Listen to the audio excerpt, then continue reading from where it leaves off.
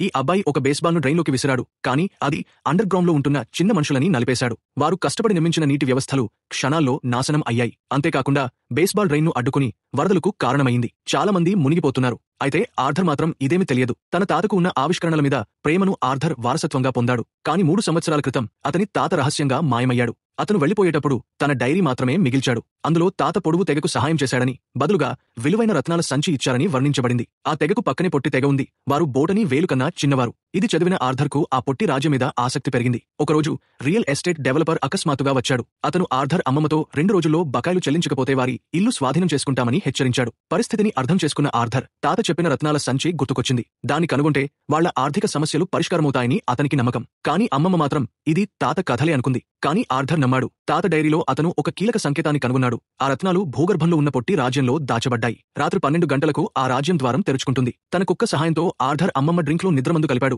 తాళాలు దొంగిలించాడు.